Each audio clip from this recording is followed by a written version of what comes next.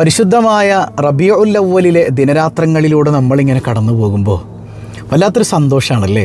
പ്രാർത്ഥനകൾക്കെല്ലാം ഉത്തരം ലഭിക്കാൻ സാധ്യതയേറെയുള്ള പരിശുദ്ധമായ മാസമാണ് റബീഉൽ അവ്വൽ. പല ആളുകളും പെട്ടെന്നുള്ള മരണത്തിന് കീഴടങ്ങുന്നുണ്ട്. പെട്ടെന്ന് കുഴഞ്ഞു വീണ് മരിക്കുക, പെട്ടെന്ന് ഹാർട്ട് അറ്റാക്ക് സംഭവിക്കുക. അങ്ങനെ കുഞ്ഞു മക്കളുള്ള ഒരുപാട് ബാപ്പമാർ, ഉമ്മമാരൊക്കെ മരിച്ചു പോകുന്ന കാഴ്ച ദിനേന നമ്മൾ കാണുന്നുണ്ട്. ഇപ്പോൾ 1-2 ആഴ്ച മുമ്പ് എൻ്റെ കുടുംബത്തിൽ തന്നെ ഒരു സഹോദരി പരിശുദ്ധമായ ഭൂമിയിൽ ഉംറ യാത്രക്കിടയിൽ വെച്ച് മരണപ്പെട്ടിട്ടുണ്ട്. അല്ലാഹു റബ്ബുൽ ആലമീൻ ബർസഖി ജീവിതം സന്തോഷത്തിലാക്കി കൊടുക്കട്ടെ. അങ്ങനെ നിരന്തരം പെട്ടെന്നുള്ള മരണങ്ങൾ സംഭവിക്കുമ്പോൾ അല്ലാഹു റബ്ബുൽ ആലമീൻ എപ്പോഴാണോ മരണം വിധിക്കുന്നത് അത് സംഭവിക്കുക തന്നെ ചെയ്യും. പക്ഷേ ചില മരണങ്ങൾ അല്ലാഹു റബ്ബുൽ ആലമീൻ കാരണങ്ങളുമായി ബന്ധിച്ചിട്ടുണ്ടാവും. അപ്പോൾ നമുക്ക് അല്ലാഹുവിനോട് നിരന്തരം ചോദിക്കുക. ദുആ ആണല്ലോ ഏറ്റവും വലിയ ആയുധം. അപ്പോൾ നമുക്ക് ദീർഘായുസ് കിട്ടാനും ആഫിയത്ത് കിട്ടാനും പെട്ടെന്നുള്ള മരണത്തിൽ നിന്ന് രക്ഷ നേടാനുമുള്ളൊരു പ്രാർത്ഥനയുണ്ട്. ആ പ്രാർത്ഥന ഏതാണെന്ന് പഠിക്കണം. അതുമാത്രമല്ല, ഒരുപാട് ആളുകൾ മരണപ്പെട്ടു പോയ മാതാപിതാക്കൾക്ക് വേണ്ടി ദ്വാരക്കണം ഉസ്താദ് എന്നൊക്കെ പറയുമ്പോൾ നമ്മൾ മാതാപിതാക്കൾക്ക് വേണ്ടി, മരിച്ചുപോയ മാതാപിതാക്കൾക്ക് വേണ്ടി നമ്മൾ ചെയ്യേണ്ട 6 കാര്യങ്ങളും നമുക്കൊന്ന് പറയണം. എന്നിട്ട് നമ്മുടെ ബാപ്പാനും ഉമ്മാനെയൊക്കെ നമുക്കൊന്ന് സന്തോഷിപ്പിക്കണ്ടേ. അള്ളാഹു തൗഫീക്ക് ചെയ്യട്ടെ. 1000 രൂപ സമ്മാനമായി ലഭിക്കുന്ന ചോദ്യം വീഡിയോയിലുണ്ട്, മുഴുവനായി കാണുക, ഉത്തരം കമൻറ്റ് ചെയ്യുക, നാമുമായി ബന്ധപ്പെട്ട എല്ലാവരിലേക്കും ഷെയർ ചെയ്ത് കൊടുക്കുക. അല്ലാഹു റബ്ബുൽ ആലമീൻ യഥാർത്ഥ മുത്തഖീങ്ങളിൽ നാം ഏവരെയും ഉൾപ്പെടുത്തി അനുഗ്രഹിക്കുമാറാകട്ടെ. അസ്സലാമു അലൈക്കും വറഹ്മത്തുള്ളാഹി വബറകാതുഹു. എന്തൊക്കെയുണ്ട് എല്ലാവരുടെയും വിശേഷം?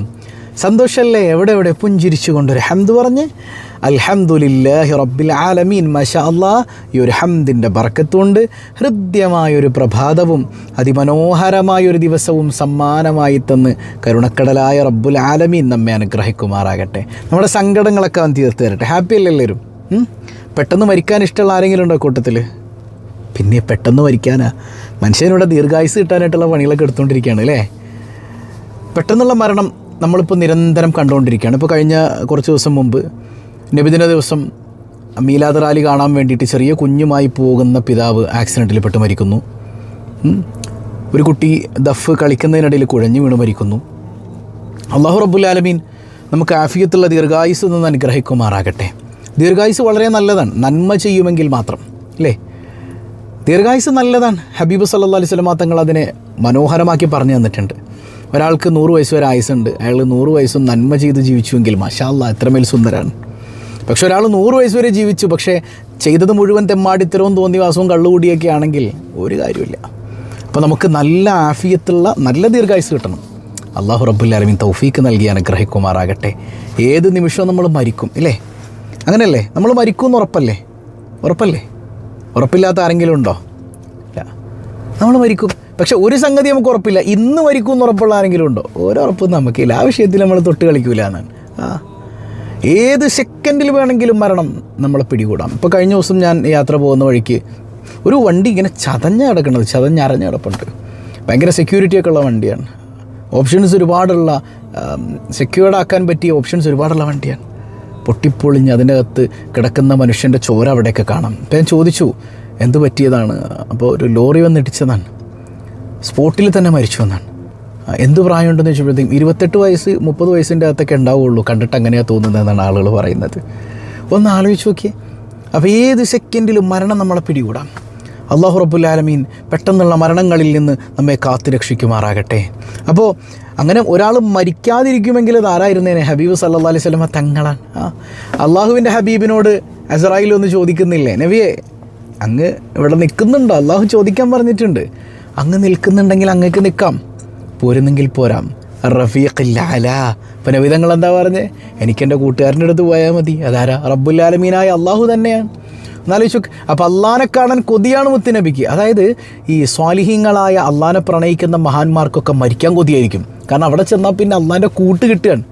നമ്മളോ വിളിക്കില്ലേ. പിന്നെ ഇങ്ങനെ ഉണ്ട് കേട്ടോ, അതായത് ഇങ്ങനെ ഒരു പേടി ഉണ്ടാവും, പഠിച്ചോനെ ഞാൻ മരിച്ചു വന്ന നിൻ്റെ മുമ്പിൽ സമർപ്പിക്കാനൊന്നുമില്ല അല്ലാ, അതുകൊണ്ട് എനിക്ക് കുറേ കൂടെ നന്മ ചെയ്ത് നിന്നിലേക്ക് അടുത്തിട്ട് മരിച്ചാൽ മതി. അങ്ങനെ ചിന്തിക്കുന്നവരുണ്ട്. നമ്മുടെ പേടി അങ്ങനെയൊന്നുമല്ല.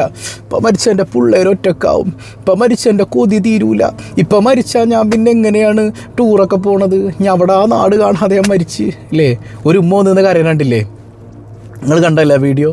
മറ്റേ ഏതൊരു സിനിമ കണ്ടിറങ്ങണത്, യാ റബ്ബി ഇത്രയും നല്ല സിനിമയൊക്കെ ഇറക്കുന്ന ആളുകൾക്ക് അള്ളാഹു ബറക്കത്ത് ചെയ്ത് കൊടുക്കട്ടെ. ഏത് തിയേറ്ററിൻ്റെ മുമ്പിൽ നിന്ന് കരയാണ്, തട്ടമൊക്കെ ഇട്ട് മറ്റേ ആ നീളമുള്ള തട്ടമൊക്കെ ഇട്ട് കുപ്പായമൊക്കെ ഇട്ട് വന്ന് നിന്ന് സിനിമയും കണ്ടിരുന്ന് കരയാണ്. അള്ളാഹു ഇങ്ങനെയുള്ള സിനിമ ഇറക്കണവർക്കൊക്കെ ബറക്കത്ത് ചെയ്ത് കൊടുക്കട്ടെ.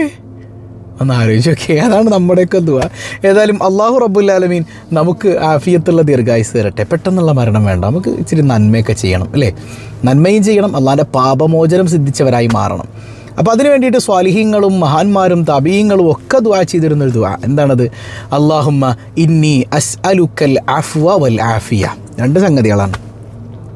അല്ലാഹുമ്മ അല്ലാഹുവേ ഇന്നി അസ്അലുക്ക, ഞാൻ നിന്നോട് ചോദിക്കുകയാണ്, അൽ അഫ്വ പാപമോചനം. പാപമോചനം വേണം അള്ളാഹ്ക്ക് ഭയങ്കര ഇഷ്ടമാണ് ഈ പാപമോചനം തേടൽ. വൽ ആഫിയ, ആഫിയത്തും വേണം. പാപമോചനം തേടൽ അള്ളാഹ്ക്ക് ഭയങ്കര ഇഷ്ടമാണ്. ഇപ്പോൾ ഒരു എക്സാമ്പിൾ പറഞ്ഞാൽ, നിങ്ങളിപ്പോൾ നിങ്ങളുടെ കെട്ടിയവനോട് ഇടയ്ക്ക് വെറുതെ ഇങ്ങനെ പോയിരുന്നിട്ട്, കാക്ക ഞാൻ എന്തെങ്കിലുമൊക്കെ തെറ്റ് ചെയ്തിട്ടുണ്ടെങ്കിൽ പൊരുത്തപ്പെട്ടു എന്നോട്ടാ, നീ എന്ത് തെറ്റാണ് എന്നോട് ചെയ്യുന്നത്, എനിക്ക് ദേഷ്യമൊന്നുമില്ല, കെട്ടിപ്പിടിച്ചൊരു ഉമ്മ വരും. കാരണം എന്താ, ഈ പൊരുത്തം ചോദിക്കൽ ഭയങ്കര സന്തോഷമുള്ള സംഗതിയാണ്. നീ കെട്ടിയവമെന്ന് ചോദിച്ചാലോ, പാവം അങ്ങനെ പെട്ടുപോയ ചില കെട്ടിയന്മാരുണ്ട് കേട്ടോ. കെട്ടിയൻ ചെന്നിട്ട് കെട്ടിയോട് പറഞ്ഞു, എടി ഞാൻ എന്തെങ്കിലും തെറ്റ് ചെയ്തിട്ടുണ്ടെങ്കിൽ നീ എനിക്ക് പൊരുത്തപ്പെട്ടു എന്നോട്ടാ. നിങ്ങളും തെറ്റ് ചെയ്തത് ഏതൊക്കെ മുഖത്തോട്ടാണ് നിങ്ങൾ നോക്കിയത്? നിങ്ങൾ അങ്ങനത്തെ മനുഷ്യരാണെന്ന് എനിക്ക് പണ്ടേ അറിയായിരുന്നു. ഇപ്പം കെട്ടിയോനിങ്ങനെ ഇപ്പോളോട് ഞാൻ എന്തിനും ഇപ്പോൾ പൊരുത്തപ്പെടിക്കാൻ പോയത്, ആ മൊയിലിയാരാണ് എല്ലാത്തിനും കാരണം എന്ന് പറഞ്ഞ ആൾക്കാർ വരെ ഉണ്ട്. അപ്പോൾ പരസ്പരം പൊരുത്തപ്പെടിക്കുക എന്ന് പറയുന്നത് സ്നേഹം കൂടാൻ പറ്റുന്നൊരു സംഗതിയാണ്. അപ്പോൾ ഭർത്താവിനോട് എന്ത് ചെയ്യണം, പോയിട്ട് ഇടയ്ക്കിടയ്ക്ക് കാക്ക എന്തിനൊക്കെ പൊരുത്തപ്പെട്ടു കേട്ടോ, അള്ളാഹുവിന് ഭയങ്കര ഇഷ്ടമാന്നേ. അല്ലാഹുമ്മ അസ്അലുക്കൽ അഫ്വ, പടച്ചോനെ പാപമോചനം തരണം. വൽ ആഫിയ, ആഫിയത്ത് വേണം. ഒരാൾ 100 വയസ്സ് വരെ ജീവിച്ചു, 50-ാമത്തെ വയസ്സിലൊരു ആക്സിഡൻറ്റ് പറ്റി, പിന്നെ കിടന്ന് 50 കൊല്ലം നരകിച്ച് കിടക്കുകയാണ്. കുറേ കഴിയുമ്പോൾ മക്കൾ പോലും മുഖം കറുപ്പിക്കുമെന്ന് അങ്ങനത്തെ കാലഘട്ടമാണ്. കിടന്ന കിടപ്പിൽ മലമൂത്ര വിസർജനം നടത്തുന്നൊരവസ്ഥ, അങ്ങനെ ഉണ്ടാകാൻ പാടില്ല. ഹബീബായ തങ്ങൾ ദ്വാരുന്നു, അല്ലാഹുമ്മ ഇന്നി അഊദു ബിക മിൻ അർദലിൽ ഉംർ, അർദലുൽ ഉംറിലേക്ക് നീ എന്നെ എത്തിക്കല്ലേ പടച്ചോനെ. എന്താണ് ഈ അർദലുൽ ഉംർ? ഒന്ന് എണീറ്റ് മൂത്രമൊഴിക്കാൻ പോലും മറ്റൊരാളുടെ സഹായം വേണ്ടി വരുന്ന സംഗതിയാണ് ഈ അർദലുൽ ഉംർ എന്ന് പറഞ്ഞാൽ. നമുക്കത് വേണ്ട. നമുക്ക് ആഫിയത്തുള്ള ദീർഘായുസ് വേണം, മരിക്കുവോളം നിന്ന് നിസ്കരിക്കാൻ പറ്റുന്ന, സ്വന്തം കാര്യങ്ങൾ ചെയ്യാൻ പറ്റുന്നൊരവസ്ഥ അല്ലേ. മക്കൾ പോലും അറപ്പോടെ വെറുപ്പോടെ നോക്കുന്നൊരവസ്ഥ തന്ന് ഞങ്ങളെ നീ പരീക്ഷിക്കല്ലേ അല്ലാ. ഒന്ന് മനസ്സറിഞ്ഞ് ചൊല്ലിക്ക്, അല്ലാഹുമ്മ ഇന്നി അസ്അലുക്കൽ അഫ്വ വൽ ആഫിയ, അല്ലാഹുമ്മ ഇന്നി അസ്അലുക്കൽ അഫ്വ വൽ ആഫിയ, അല്ലാഹുമ്മ ഇന്നി അസ്അലുക്കൽ അഫ്വ വൽ ആഫിയ. പാപമോചനം വേണം, ആഫിയത്തും വേണം. അങ്ങനെയുള്ള ഹാപ്പി ലൈഫ് അള്ളാഹു നമുക്ക് നൽകി അനുഗ്രഹിക്കട്ടെ. നമ്മുടെ കുടുംബത്തിന്, പ്രത്യേകിച്ച് സ്വബാഹുൽ ഹൈർ കുടുംബത്തിന് മുഴുവൻ അള്ളാഹു നൽകി അനുഗ്രഹിക്കട്ടെ. പിന്നെ നമ്മൾ പറഞ്ഞ വിഷയം, ബാപ്പായും ഉമ്മയൊക്കെ മരിച്ചുപോയി. ഈ വാപ്പയും ഉമ്മയും ജീവിച്ചിരിക്കുമ്പോൾ മരിക്കണം എന്നാണ് ശരിക്കും ചില മഹാന്മാരൊക്കെ അങ്ങനെ പറഞ്ഞു കേട്ടിട്ടുണ്ട്. കാരണം ദുആ എന്ന് പറഞ്ഞാൽ നിരന്തരം പടച്ചോനെ എൻ്റെ മോന് ഓർത്ത് കൊടുക്കണേ. പക്ഷെ അവർക്കതൊരിക്കലും സഹിക്കാൻ പറ്റാത്ത സംഗതിയാണ് അല്ലേ. നമ്മിൽ നിന്ന് മരണപ്പെട്ടു പോയ മാതാപിതാക്കൾക്ക് അള്ളാഹു മഗ്ഫിറത്ത് കൊടുക്കട്ടെ. വാപ്പയും ഉമ്മയും പോയാൽ തീർന്നടോ. വാപ്പായും ഉമ്മയും മരിച്ചുപോയാൽ കഴിഞ്ഞു. നമുക്കൊരു ജീവിച്ചിരിക്കുമ്പോൾ അതിൻ്റെ വില മനസ്സിലാവില്ല. ഞാൻ പലതവണ പറഞ്ഞ സംഗതികളാണ് അതൊക്കെ അല്ലേ. അവർ ജീവിച്ചിരിക്കുമ്പോൾ തിരിച്ചറിയണം. നമ്മൾ പ്രതീക്ഷിക്കണ പോലെയൊന്നുമല്ല, പെട്ടെന്നങ്ങ് പോവും. അല്ലാഹുവിൻ്റെ ഖബർ വിശാലാക്കി കൊടുക്കട്ടെ. വാപ്പയും ഉമ്മയും മരിച്ചുപോയ ആളുകളൊക്കെ ഇല്ലേ, ഒന്ന് ചിന്തിച്ച് നോക്കിയേ. എല്ലാവരും ഒന്ന് കണ്ണടക്കോ. 1 മിനിറ്റ് ഒന്ന് കണ്ണടച്ചോ. എല്ലാവരും കണ്ണടച്ചോ, സത്യമായിട്ടും കണ്ണടക്കണം കേട്ടോ. കണ്ണടച്ചിട്ട് വാപ്പയുമ്മയും മരിച്ചു പോയവരും ജീവിച്ചിരിക്കുന്നവരൊക്കെ ചെറുപ്പം മുതലേ നമ്മുടെ വാപ്പ, നമ്മുടെ ഉമ്മ നമ്മളെ അടുത്തിങ്ങനെ കളിക്കുന്നതൊക്കെ ഒന്ന് ചിന്തിച്ച് നോക്കിയേ. നമുക്ക് ഭക്ഷണം വാരിത്തരുന്ന ഉമ്മ, നമ്മുടെ മലമൂത്രങ്ങൾ കഴുകിത്തരുന്ന ഉമ്മ, നമുക്ക് വേണ്ടതൊക്കെ വാങ്ങിത്തരുന്ന വാപ്പ,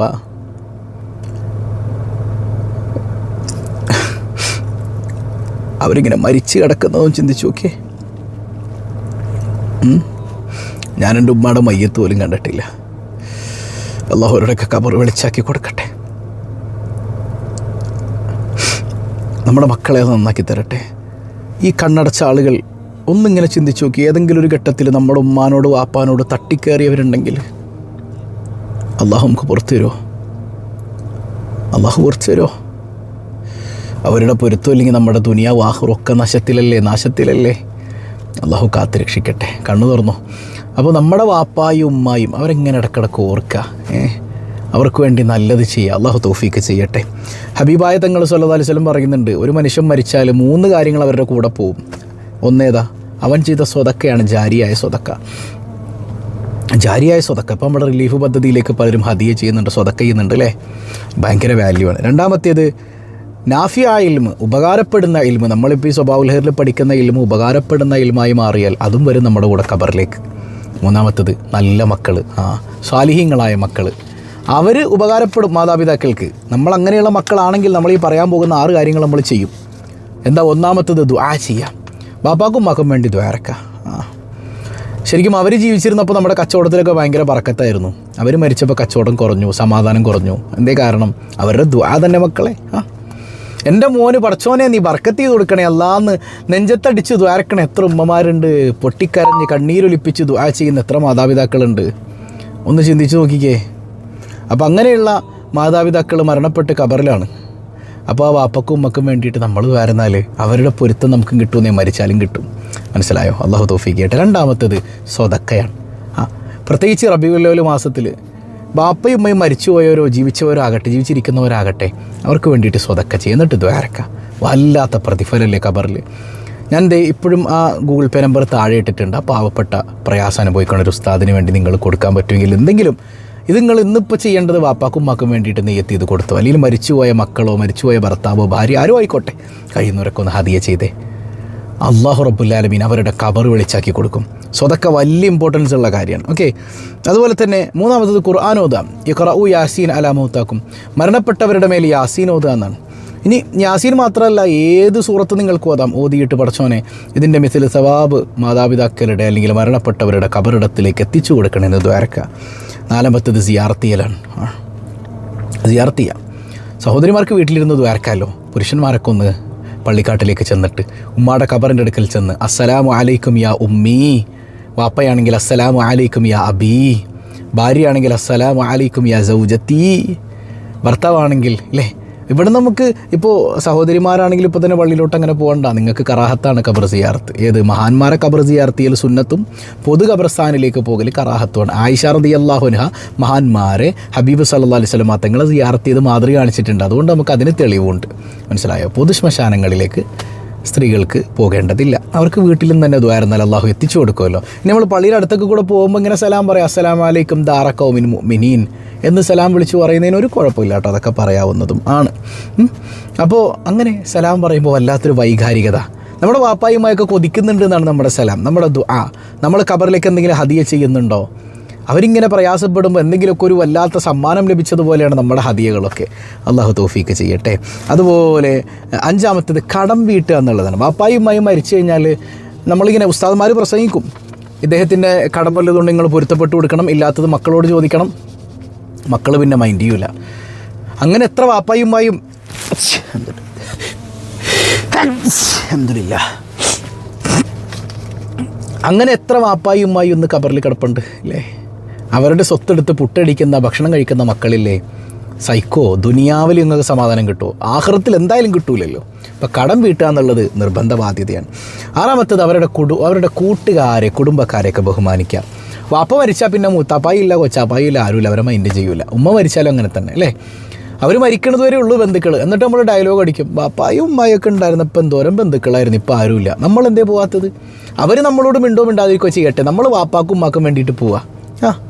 ബാപ്പയുടെ ഉമ്മയുടെയും കൂട്ടുകാർ അല്ലെങ്കിൽ മരിച്ചുപോയവരുടെ കൂട്ടുകാർ സയ്യിദുന റസൂലുള്ളാഹി സ്വല്ലല്ലാഹു അലൈഹി വസല്ലം തങ്ങൾ ഖദീജ ബീവി റളിയല്ലാഹു അൻഹയുടെ കൂട്ടുകാരികളിലേക്ക് ഭക്ഷണം കൊടുത്തയക്കുമായിരുന്നു. ഖദീജ ബീവിയുടെ പേരിൽ അറവ് നടത്തിയിട്ട് കൊടുത്തയക്കുമായിരുന്നു.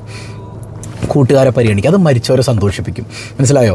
വാപ്പായും ഉമ്മായും എത്രമേൽ സുഹൃത്ത് ബന്ധം പുലർത്തിയ ആളുകളുണ്ടോ അവരോടൊക്കെ ബന്ധം പുലർത്തുക.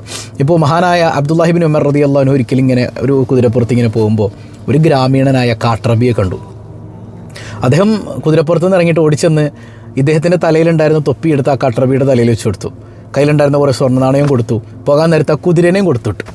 അപ്പോൾ ആളുകൾ ചോദിച്ചു, സ്വഹാബത്തൊക്കെ ചോദിക്കുന്നുണ്ട്, അല്ല ഇതെന്തൊട്ടി കാണിക്കണേ, ഇത് പാരാ, എൻ്റെ ബാപ്പയുടെ ഉറ്റ ചങ്ങാതിയായിരുന്നു ഈ കാട്ടറബിയായ മനുഷ്യൻ, ബാപ്പ ബന്ധം പുലർത്തുന്നത് ഞാൻ കണ്ടിട്ടുണ്ട്, അതുകൊണ്ട് ഞാൻ അദ്ദേഹത്തെ ആദരിച്ചതാണ്. കണ്ടോ, ഇതാണ് മക്കൾ. യഥാർത്ഥത്തിൽ സ്വാലിഹീങ്ങളായ മക്കൾ എന്നൊക്കെ പറഞ്ഞാൽ ഇതൊക്കെ തന്നെയാണ്.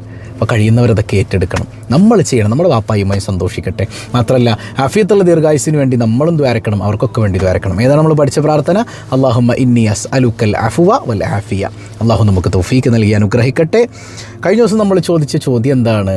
ഹബീബ് സല്ലല്ലാഹു അലൈഹി വസല്ലമ തങ്ങൾ കഅബാലയത്തിൻ്റെ താക്കോൽ സൂക്ഷിക്കാൻ ഏൽപ്പിച്ചത് ആരെയാണ്? മഹാനായ ഉസ്മാൻ ഇബ്നു ത്വൽഹ റളിയല്ലാഹു അൻഹുവിനെയാണ്. ഒരുപാട് ആളുകൾ കമൻറ്റ് ചെയ്തിട്ടുണ്ട്, അള്ളാഹു ബറക്കത്ത് ചെയ്യട്ടെ.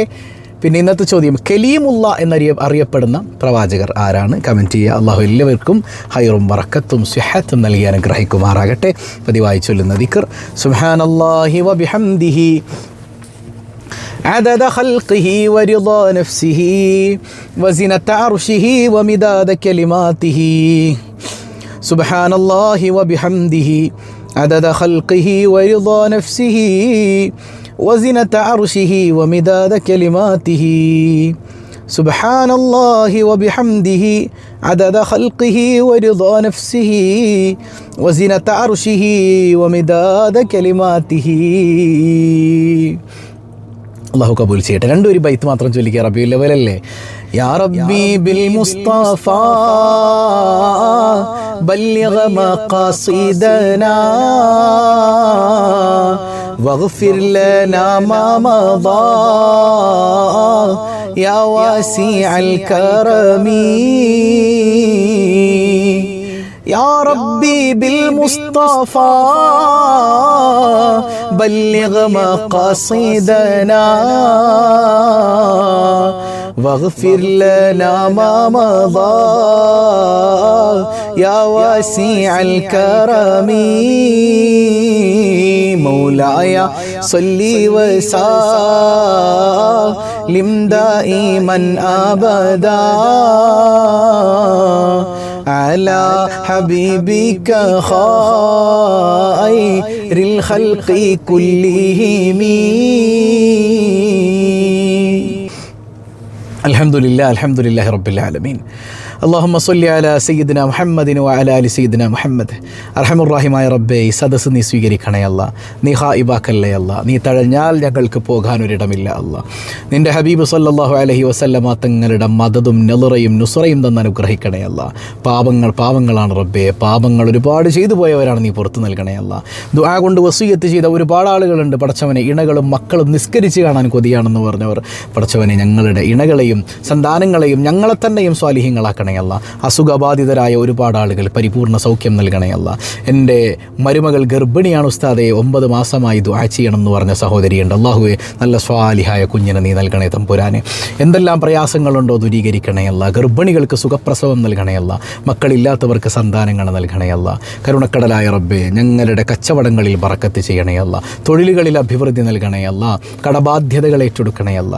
യാ റബ്ബന, ഞങ്ങളിൽ നിന്ന് മരണപ്പെട്ട മാതാപിതാക്കൾ, ബന്ധുമിത്രാദികൾ, ഇണകൾ, സന്താനങ്ങൾ തുടങ്ങി പലരും ഖബറിലാണ്. എല്ലാവർക്കും മഗ്ഫിറത്ത് നൽകണേ അല്ല. ഖബറിൽ എന്ത് പ്രയാസമുണ്ടോ ദൂരീകരിക്കണേ അല്ല. ഈ പാവപ്പെട്ട റിലീഫ് പദ്ധതിയിലേക്ക് നമ്മൾ നൽകുന്ന പാവപ്പെട്ട ഉസ്താദിന് വേണ്ടിയിട്ടുള്ള ഹദിയയുടെ മിസ്ല് സവാബ് കൊണ്ട് ഞങ്ങളുടെ ബാപ്പയെയും ഉമ്മയെയും ഞങ്ങളിൽ നിന്ന് മരണപ്പെട്ട ആരെല്ലാമുണ്ടോ എല്ലാവരുടെയും ഖബറിൽ സന്തോഷം നൽകണേ അല്ല, സമാധാനം നൽകണേ അല്ല. വല്ല അദാബുമുണ്ടെങ്കിൽ ഈ നിമിഷം നീ ദൂരീകരിക്കണേ അല്ല. ഖബറിൽ റാഹത്ത് നൽകണേ അല്ല. ജീവിച്ചിരിക്കുന്ന മാതാപിതാക്കൾക്ക് ആഫിയത്തുള്ള ദീർഘായുസ് കൊടുക്കണേ അല്ല. മദീന കാണാതെ മരിപ്പിക്കല്ലേ അല്ല. ഈ സ്വബാഹുൽ ഖൈർ കുടുംബത്തെ നീ അനുഗ്രഹിക്കണേ അല്ല. വീടുകളിൽ ഒരുമിച്ചിരുന്ന് സ്വബാഹുൽ ഖൈർ കാണുന്ന കുടുംബക്കാരുണ്ട്. ആ കുടുംബങ്ങളിലെല്ലാം റഹ്മത്തിൻ്റെ പ്രത്യേകമായ തിരുനോട്ടം നീ നൽകണേ അല്ല. പടച്ചവനെ, ഞങ്ങൾ ആരെയും പെട്ടെന്ന് വിളിക്കല്ലേ അല്ല. ആഫിയത്തുള്ള ദീർഘായുസ് നിൻ്റെ ത്വാഅത്തിൽ നൽകണേ അല്ല. ഞങ്ങളെയും ഞങ്ങളിൽ നിന്ന് വിട പറഞ്ഞവരെയും അഷ്റഫുൽ വറ റസൂലുള്ളാഹ് സ്വല്ലല്ലാഹു അലൈഹി വസല്ലമ തങ്ങളോടൊപ്പം നിൻ്റെ കാരുണ്യം കൊണ്ട് നീ ഒരുമിപ്പിക്കണേ അല്ല. നീ കബൂൽ ചെയ്യണേ അല്ലാ. ബിഹഖി സ്വല്ലല്ലാഹു അലാ മുഹമ്മദ് സ്വല്ലല്ലാഹു അലൈഹി വസല്ലം. സ്വല്ലല്ലാഹു അലാ മുഹമ്മദ് സ്വല്ലല്ലാഹു അലൈഹി വസല്ലം. അല്ലാഹുമ്മ സ്വല്ലി അലാ മുഹമ്മദ് യാ റബ്ബി സ്വല്ലി അലൈഹി വസല്ലം. വസ്സലാമു അലൈക്കും വറഹ്മത്തുള്ളാഹി വബറകാതുഹു.